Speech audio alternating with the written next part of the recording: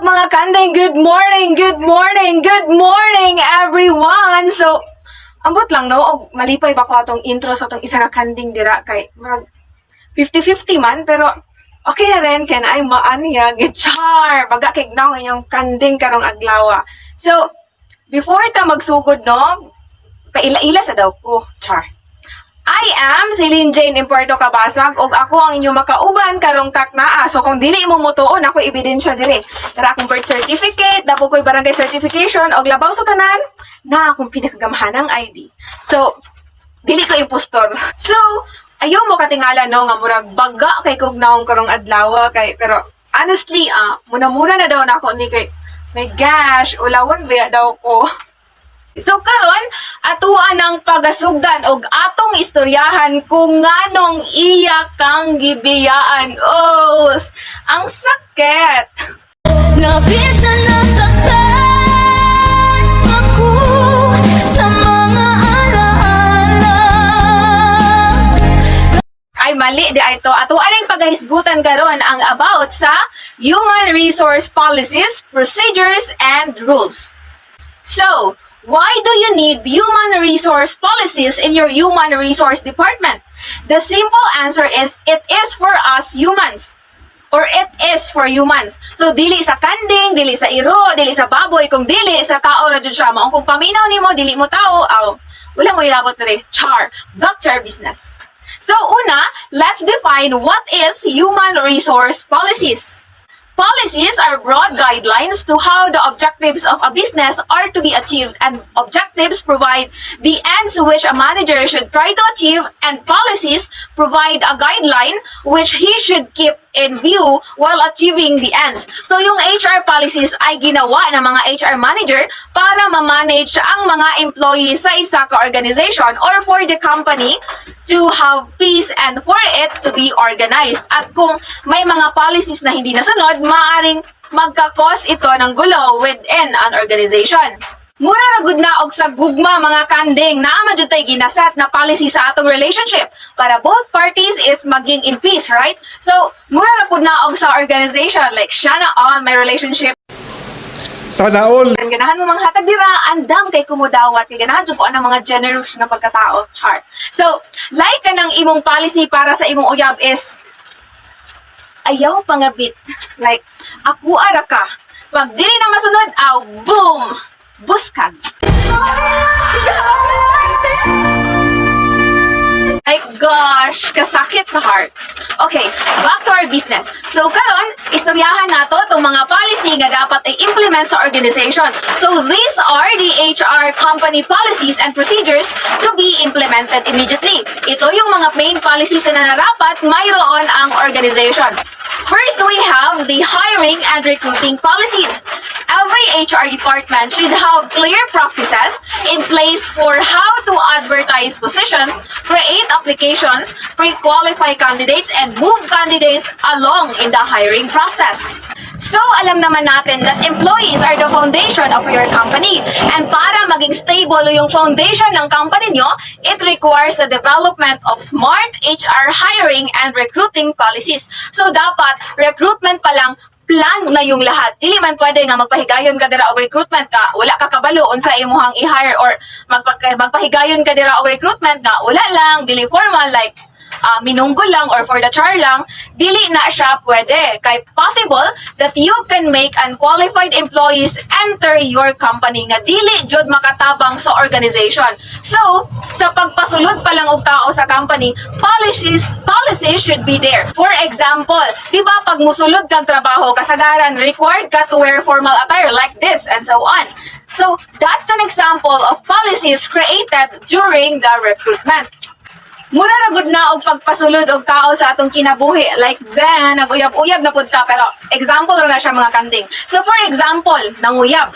So doon din mo nang nag-brief og naghukas na pagpanguyab sa imo. So di ba dili man jud kay wala siya nakasulod sa imuhang standard or policy which is formality. So sa recruitment pa lang or sa recruitment process pa lang, policies occurs which became your basis before letting someone in.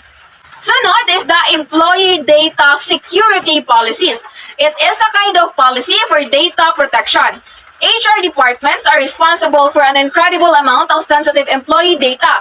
It means that data being given by the employees to the HR should be secured and should be remained in private. So inside the organization, dili porket yung boss ang may hawak ng data ng isang employee is maaari na niya itong ikalat sa ibang tao. Because we all know that papers submitted by employees to HR consist of personal information. So yung mga personal information na ito ay maaaring gamitin ng ibang tao sa di magandang paraan to make unpleasant actions. So for example, may isang taong nag-approach ng boss ng isang company asking for personal information about one employee in the organization. So hindi pwede na basta-basta na lang itong ibigay ng boss. It needs the consent of the owner of personal information kasi possible that the person asking is really not related to the particular employee na hinihingan ng information. So all the data of every employee should be secured and should remain in private and should not be given to anyone only if the owner of the information gave his or her consent. So i-relate na po nato sa gugma mga kanding kay para dili ta katugon maminaw no kay mas makarelate ra ba jud ta aning gugma mutingkag jud baya dayon ni atong dunggan pag mauna niyang isgutan. So kunwari naa kay uyab then giistoryahan kaniya about sa inyo iyahang mga sikreto. That means that your partner trusted you for that kind of secret and that's part of the personal information about his or her life. So dili porket partner mo o gitagaan kaniya ana nga information is pwede na nimo na iingon sa uban. You've been trusted with that kind of data and your duty is to keep that in secret and never give or say it to anyone. So again, employee data security policies means that employees' data should remain in private and should not be given to anyone even if you are the head of the company. Next, we have the employee training and development policies. According to recent reports, it was found that lack of development was the number one reason that employees left their jobs. So, my gosh, kasakit sa gabiyaan. So dahil sa kawalan ng development is the reason why employee training and development policies should be implemented within an organization.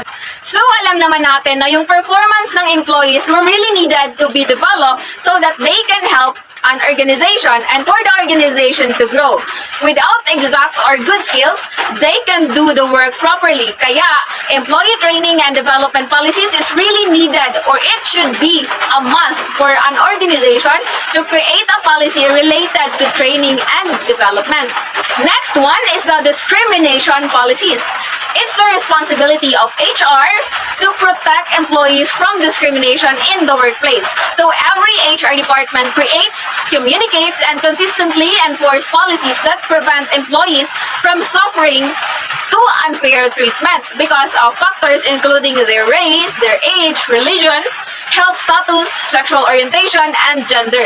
So, ibig sabihin, it is a kind of policy that protects the rights of every employee or ito yung nagsusulong ng fair treatment. From the word discrimination, ito yung naglalayong ma-prevent yung discrimination sa workplace. Di ba minsan yung mga employees inside the organization tend to say harsh things to their co-workers or making unfair treatment like ang isa daghan o ginatrabaho pero ang isa kay light works lang because of position or like saying batian ni mo oy dili ka bagay diri just ko pututa pud ani atong kauban oy.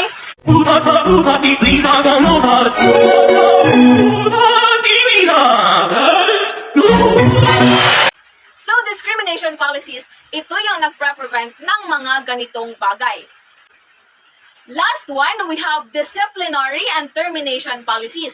So instituting clear disciplinary termination policies can help ensure fair treatment of your employees, instill confidence in managers, and keep your company out of court. So yung disciplinary termination policy, parang support ng discrimination policies. These discrimination policies can't work that well without the support of this disciplinary termination policy. Mura na gud na og pagkabot sa atong mga pangandoy, mga kaigsuunan kung kakandingan. Kinahanglan nato og suporta para ma-achieve atong gusto mo ang kung pangarap nimo siya. Syempre, mangita man jud kag support system.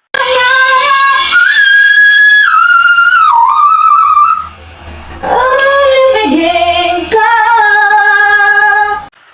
again, disciplinary termination policies, ito yung nagpapataw ng parusa or pagpapataw ng parusa if ever someone or an employee did not do what is needed or kapag ito ay sumuway sa mga polisiya ng isang organisasyon.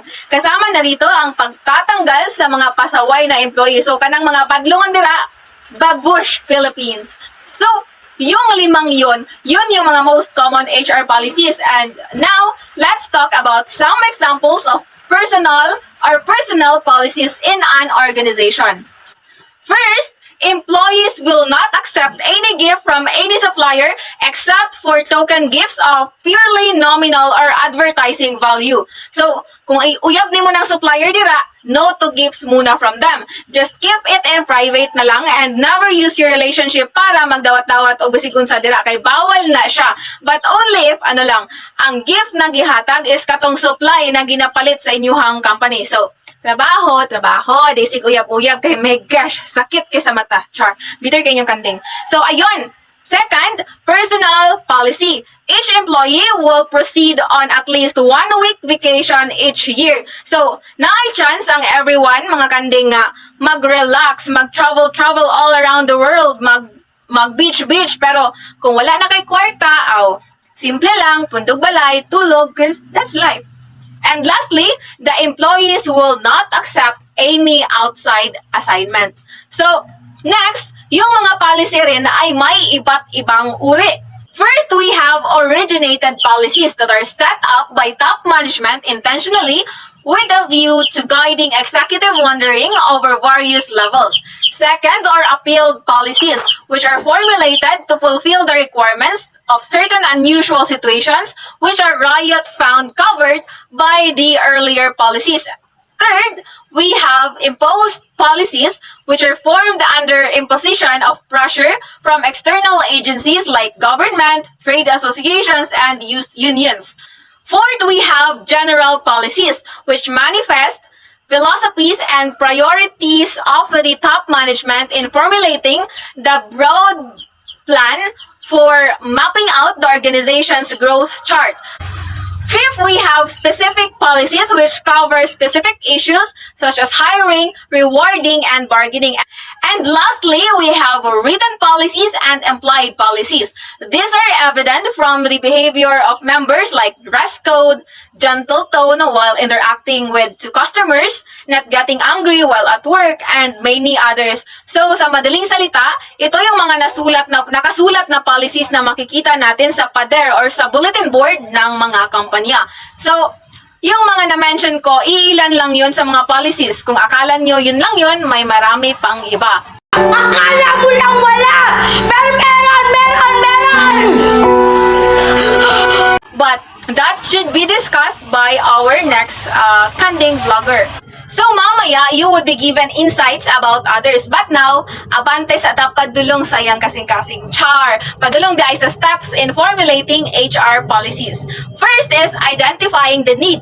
Next is accumulating information, examining policy alternatives, the policy in writing, getting approval, communicating the policy, and lastly is evaluating the policy. Og ang pinakalas natong pagahiskutan kay ang about sa qualities of human resource policies.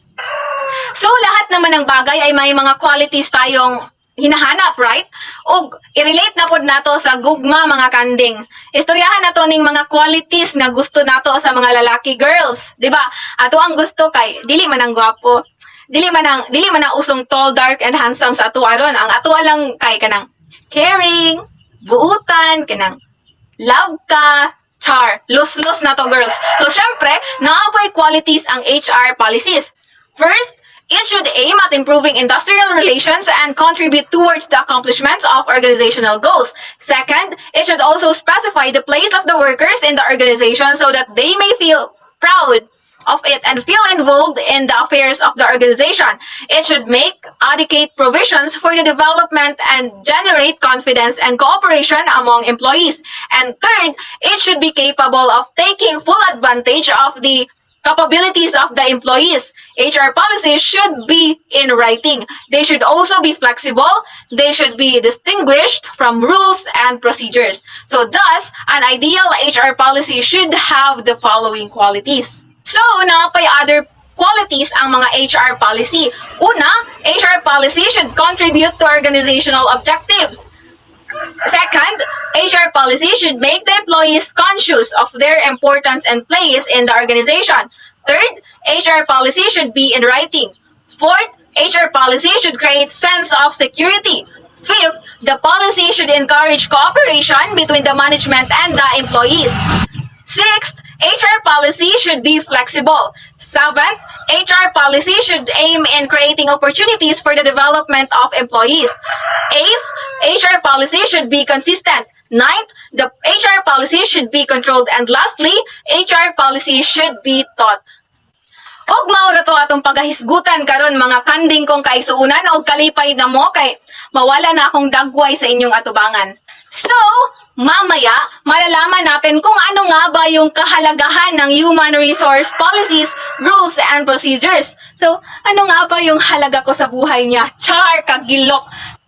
So, mga kaisuunan kong kakandingan, just sit back, relax, and as we continue our program, just enjoy the show. So, bye-bye mga kanding!